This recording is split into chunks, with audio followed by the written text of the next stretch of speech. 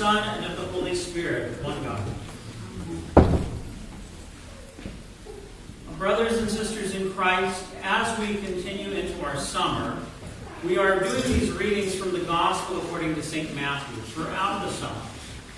And of course, the last couple of weeks we've had Pentecost and the Sunday after Pentecost, and now we're kind of moving into this normal rhythm of these readings. And this particular reading is the story of Jesus Christ calling the first disciples, Peter and Andrew, James and John. And so this is a familiar story that we hear. And in the fall, when we transition to the Gospel according to St. Luke, we will hear his version of this particular story.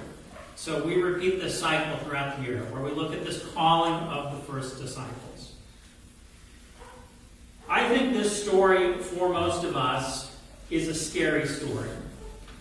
Because think of what is happening here. Peter and Andrew, James and John are working. They're fishermen. And in the case of James and John, it's a family business. They work with their father Zebedee. And in the midst of working, Jesus shows up and says, "Follow me." And they essentially, on the spot, quit their job and walk away. I think for most of us, if it was the sort of thing where if we were in a circumstance where we were at work doing our job in the middle of the day, and if Jesus perchance walked in the door and said, "Follow me," just leave your job. Don't worry about that. Don't worry about feeding your family. Don't worry about your mortgage. Follow me. We would pause. Well, I don't know about that. I have health insurance. I have a retirement fund. People rely on me for that income. My children. How am I supposed to walk away from that? I think at its heart, we hear this story, we might be inspired to look at the example of these disciples. But I think our tendency is when we hear gospel readings, we try to read ourselves into that. And we read that, and we say, "I can't do it." So of course, part of the question is, why?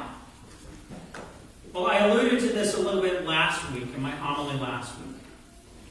I spoke about how in a parish, we do all of these things, and there are these things that we try to do. A teen soil, a group for our teens, Sunday school, we have a men's fellowship, we do adult studies. We offer all of these things, and to a greater or lesser extent, we in the parish participate in them. And I made this comment last week. I said it's not enough. If we came to everything, it still wouldn't be enough. What do I mean by that? It's kind of fatalistic if you hear that. Let me just pick Sunday school. We do Sunday school basically September until somewhere when we get to Pascha. April, May-ish. So we have 3 or 4 months where we're not doing church school. There's a whole quarter of the year the children are not receiving any religious instruction. I know trying to get people to do year-round Sunday school would be problematic. There'd be a big pushback on that. But let's even consider normal time of church school. Not everyone comes every Sunday. Some families come, some families don't. Some come to church, but they don't necessarily go to church school. Where is your child's attention in a given week that there is church school outside of church? It's all of these other things. It's electronics. I'll just boil it to that. They look at other things, and they spend far more time looking at other things than hearing about Jesus Christ. That's just one example. I don't have a big solution for something like that. And I think we're all in that boat. We come here for an hour and a half on Sunday. We come every week for liturgy. We may do things about our faith other days of the week. But the vast majority of our time, we are cascaded with a fire hose of information and thought about the world. And it wears down on us. And we can get to the point where how we think about our faith and participation in the life of the church, well, it's that little piece of time on Sunday, and there are all these other things. And this is a big societal issue. Religion's optional. You don't have to be here this morning. You could do something else. And I know on occasion we make that sort of decision. Well, today I'd rather be over here doing this thing than come to church. Not because you're at work, not because you're on vacation, but you will make that decision. It's a nice day. I think I'll stay in bed. People make that decision. So there's a lot that pushes against us. So how can we address that? It really does need to be in the sort of thing where we look at things like this gospel story and not be afraid of it. I don't think that's the place we should start, because it is such a difficult story to embrace and understand and basically connect with. But we have to look at other places. And they have to be meaningful places. Kind of an obvious one is, I could say, well, look at the lives of the saints. And there are ways in which we can look at particular saints who resonate with us. And we can say, I'm inspired by that. That motivates me. That wants me to do better as a Christian. But that isn't necessarily the case for everyone. And it can even be the sort of thing where we look at the icons on the wall around us. And we're like, oh, the saints. Well, I'm here. How can I even identify with the saints up here? And we just kind of say, those are nice stories of people, but I'm not part of that category. I think one way is to look far more concretely and far more directly. We as a parish have stories. And we as a parish actually have something of an overarching story that we can look at. So I'm going to tell some of that story. We do have families that are familiar with parts of it, but there are others who are not familiar with that. We have newer people that haven't heard these stories or this story yet. So I'll just kind of give it little punctuated pieces here. So of course I begin the story where I began in this parish. I came to this parish in November of 2008. And I can, I'll keep this kind of delicate, but basically my predecessor was fired. He'd been here about 2 years. And his predecessor had been here about a year and a half and had been fired. And his predecessor, who founded this parish, died of cancer. So I came into this parish in its first 5 to 6 years of life as the fourth priest. And all indications and all the advice that I received was, don't go to that parish because it's too much and nothing will happen there. And I even recall that first summer that we were here, we had a liturgy. 14 people were there. 4 were my family, 2 were parishioners, and the other 8 was one family from the parish we used to go to in Colorado who was coming through. My altar boys that Sunday were the boys in that family. We met with them the night before. We talked about the church. We tried to be enthusiastic, do mission. We're getting things going. They come to church the next morning. 2 people from the parish showed up. Very discouraged. But we persisted. And part of the persistence for the parish, and this was a commitment they made, is my predecessors had not been in the parish full time. So they made the commitment. We will figure out the finances so that we can bring Father Matthew in. He will be our local priest, not coming from somewhere else, one of these other towns and driving wherever. But be here in our community as a part of our community, and the only focus he has is on the parish. And there was 2 years worth of money in the bank to do that. So think about it. End of 2008. We get to the beginning of 2012. Things were still functioning, and there was still money in the bank to continue me being here full time. But not a lot had been happening in the parish.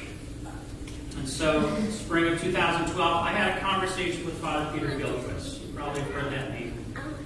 He was the director of our Department of Missions and Evangelism. There's a book he wrote called Becoming Orthodox. It's kind of the standard convert story. It was about a big group of evangelical Christians who came into the Orthodox Church in 1987. And so he was something of a mentor available to the clergy of our archdiocese. And I've known him about 5 years. So I had this conversation with him in the spring of 2012.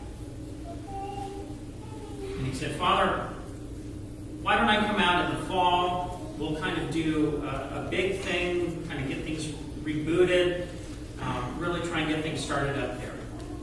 And he said, "Let's look at something after Labor Day." And then he said, "I need to check something first. So let's keep this tentative. Give me a call in about a month." So I said, "Okay." So I called him about a month later. This is the beginning of June.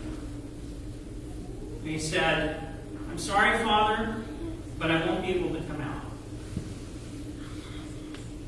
He had melanoma, a bout with melanoma in the early 2000s.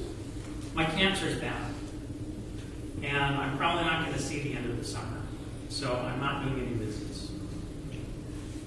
So part of it was the mix of the grief of hearing that a mentor is dying, but also hearing that this mentor, who would have been something of a lifeline for me, was not coming to the parish. So I got off the phone, and there was a letter from the archdiocese. This happened the same day. And I opened the letter, and the letter said, "Congratulations. You are no longer a mission. You are now a parish of the archdiocese." And what that meant was, missions get financial support from the archdiocese. Parishes pay to support the archdiocese. Congratulations, no more help for your mission. You get to start sending us money. And I looked at the budget, and I panicked a little bit. My quick read of the numbers said the parish was going to close at the end of the year, the calendar year, because the money would run out. And I offered prayer. And this became my prayer for the summer. I said, "God, you put me here. I've been here. I've been doing the work. I've been trying all the things that I know. I've been talking to all the people that should be able to help with this. And this is where we are." And it finally struck me. This is your parish. It's not my parish. So if you want something to happen here, I'll do whatever you want me to do, and I will do as much work as is necessary, but you got to make something happen here. In August, we had an interesting experience. We had someone who came and visited for liturgy. And after liturgy, they left. And it was kind of like somebody visited, who was that? What was this all about? And someone had actually gotten an email. It's Victor Peterson. He's now homebound. He's a member of the parish, but he's homebound now. He's in his early 80s. That afternoon, he emailed me. He said, "Father, I'd like to have lunch with you." I've had lunches like this before, where people come and visit the parish. I go, it's the elevator speech. Here's St. Luke, this is what we're trying to do, and are you interested? And usually those lunches end with, "Thank you, Father, we might visit sometime." That's what I expected with Victor. Victor's blue collar. He used to be a die and tool guy in a union, all of that. We had lunch. He fought lunch. And we had lunch so that he could tell me that he was joining our parish. He just decided he needed to be here. And that was the start. Other people continued to show up in the fall. So by the end of the year, there were people, and it wasn't like a tidal wave or anything. But the parish could continue. That's God working in there. It's not thunderbolts. It's not lightning on the road to Damascus. It's not being struck from a horse. But it's a continuation. And I think the other story, you can tell, things just kind of continued like that through the years. And really the thing that stands out is a story that many of us are familiar with, is how we are here in this particular space right now. So we have been embarked as a parish from 2015 until 2019, a process of saying, let's design and build a building. And we had a piece of property in Sugar Falls, and that whole process was going on. And we had continued, and we had gotten to the fall of 2019. The bishop was exasperated. He's like, why is this taking so long? You just need to build a building, and it shouldn't take 3 years. So that's a lesson. When we do ever build something, we're not going to take 3 years to do it. We have to just get on it and do it. Parenthetically. But we had gotten to the point where we had a design for the building. We were interviewing contractors, and we were going to have one final meeting with one final group of contractors. Tuesday, November 6, 2018. The date's important. Remember the date is important. We had it scheduled for that evening. And that morning, I checked my email. There was an email from Tom Bradley. Tom knows people. Tom knows all kinds of people. Tom's the kind of guy you talk to a coffee hour and he says, I have a guy. So if you're this thing, he's like, I have a guy. A realtor had gotten information about this building and this property. It hadn't been posted yet.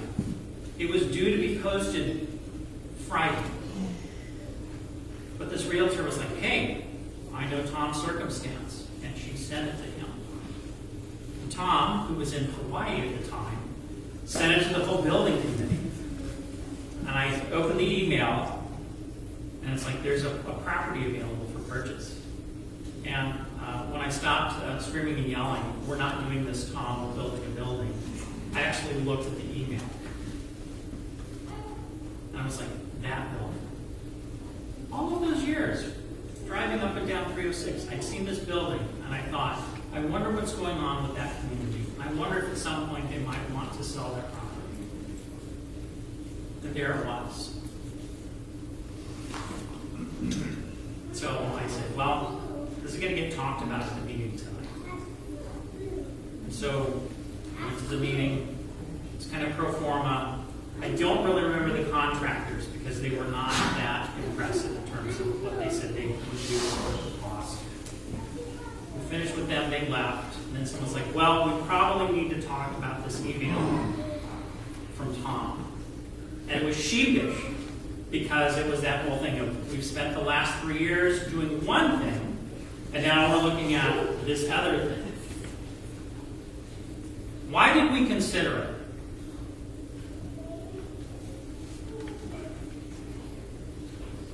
We own 6 acres of undeveloped property that we were talking about building a building on, as opposed to 12 acres of property developed with a parking lot and a building approximately the size of what we had designed for half the cost.